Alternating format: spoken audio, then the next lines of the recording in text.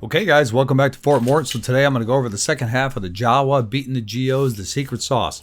So you see here I got a 90.6k Geo team, double Zeta, and my Jawas are just shy of a 70k team. You'll see right there 69,000, and they're going to go in here and they're going to completely annihilate this Geonosian team. You see him going after the first Jawa right there. Shortly after, I'm going to get Nebbit here because he's the fastest to throw up taunt. I've already got enough bombs up there, just about. I'm real close. I know I got enough for everybody but Soldier there. And as they hit him, they're going to add more bombs on. And now here we're going to finish him off with a big blow.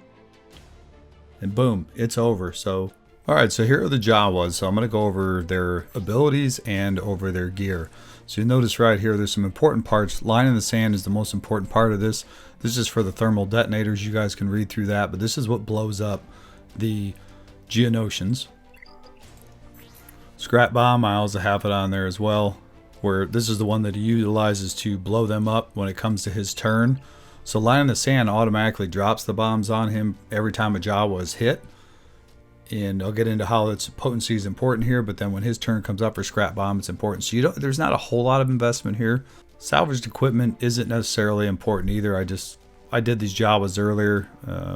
On Dacha, the only one, this droid hunter isn't useful at all, so you didn't need to put anything on there either. That one I just happened to do at some point. I don't remember why. Raiding parties is the only one I'd put on Chief Nebbit. It gives critical chance, 30% boost. Jawa engineer has plus 10 speed for each Jawa or droid ally. Again, I think I put that one on there, so you don't even need to do that one, so you can ignore that. And then Jawa, I didn't put any on him. So you'll see, overall, none of those, none of those, none of those. Take that back, sorry. Chief Nebbit raiding party, I would put on there. None of those. So basically all the meat bags you don't have to put. Yeah, I'll just see why I call them meat bags in a minute, but you don't have to put any omegas on them. I would omega all of these two here, definitely. And then going on to the gear, we'll start with Scavenger. I'm going to look at him from this angle so you can see. His speed, he needs to be number 2 in speed. Nebbit needs to be number 1. And the rest of them really don't matter except for health, tenacity, defense, and such to keep them alive. But the most important part for Jawa Scavengers, right here I've got them almost 71% potency because I want those bombs to land. As long as they're landing on them, the more that stack up, the quicker, the better chance you got of blowing them up.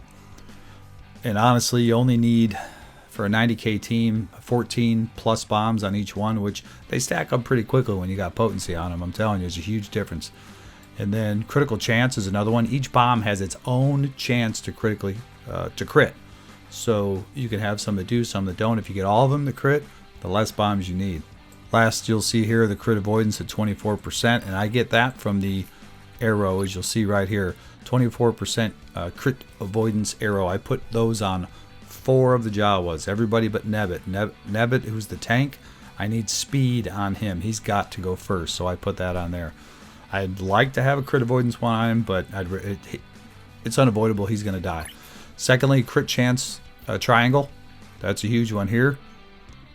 I just happen to have these with speed on them, thankfully. And then potency, 24%. That's where you're going to get the majority of your potency is from the plus mod. The rest of them are basically going to be health and maybe some speed, protection, tenacity, anything to keep Scavenger alive in case he becomes the first target. And then the other thing you'll notice with these Jawas, if I come back out here, they are gear 8, gear 8, gear 8, gear 8, and gear 11. And I'm thinking about taking him to 12 just for the survivability. I'm currently taking out Geonosians that are up around 100k. I've taken out a select few relic ones, but if I really want to start nailing relic Geos that are over 100k, I'm probably going to have to boost up the Jawas more. But as far as I'm concerned, these guys do the job. And honestly, you're going to lose Jawas, which is fine. Like in GA, you're going to lose banners. But to take away an annoying Geo team and lose a couple of Jawas, well worth it. Especially since you're taking a 70k team in versus a 100k team. Alright. So looking at, we'll go to Nebbit next. Right here, you'll see he's got the speed mod on the arrow. And then after that, I used these 2 mods only because I needed a speed arrow and I didn't have one readily available. And then this one had protection, defense, health, and health, so that worked out really well. So I just went ahead and found another matching one, and it just happened to have 14 speed. So I didn't want to take mods off my other tunes in order to do this. These are permanent mods that can go on these guys because I have a lot of speed mods. So I've got tenacity, health, speed, tenacity, protection, speed, health, defense, protection, health, speed, etc. all the way through. So you'll see right there, he's got 207 speed, and the faster he is, the better off you are. The higher the alphas go, the harder it is to beat them. So anything under around 200, I'm pretty much dominating. Once it goes, an alpha goes above 200, then it starts to get a little more dicey. But if they're under 200 speed, these Jawas are tearing them apart. The rest of these guys are basically meat bags, like I was talking about. Engineer, Jawa, and Dacha. So they're just there to soak up damage, allow Scavenger to stay alive, allow Nebbit to get the chance to taunt, and even if he dies, that's fine too. We just need to get to our turn to, boom, blow up the bombs from Scavenger. So the speed doesn't matter. The only thing that matters here is crit avoidance, again on 4 Jawas, all but Nebbit.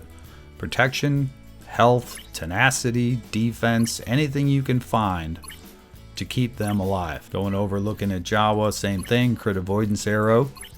Protection, tenacity, defense, speed. Didn't really matter there. I only use that for the health mod.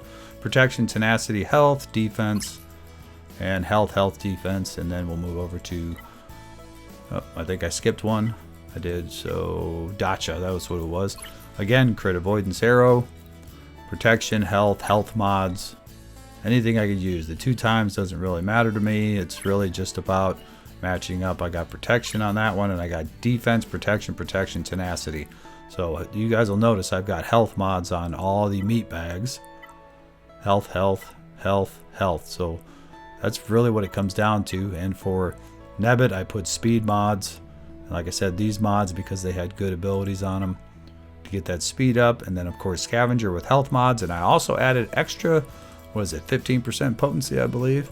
Yeah, 50% potency by having these 2 mods on there. And then of course having the 24%. So I added 39% potency, bringing him up to 71%.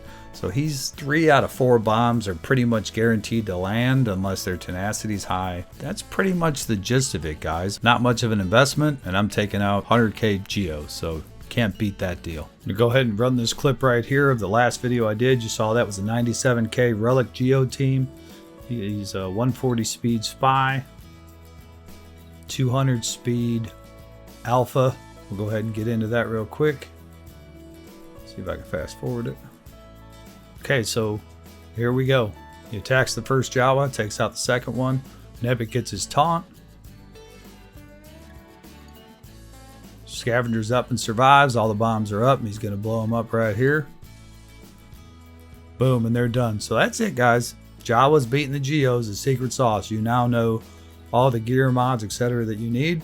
That's the basis of it, guys. So just look up here, you'll see that video, the first one there. Click on that, or watch that one first, or this one first. Up to you, doesn't really matter. Doesn't need to be done in any particular order, but that's the secret sauce.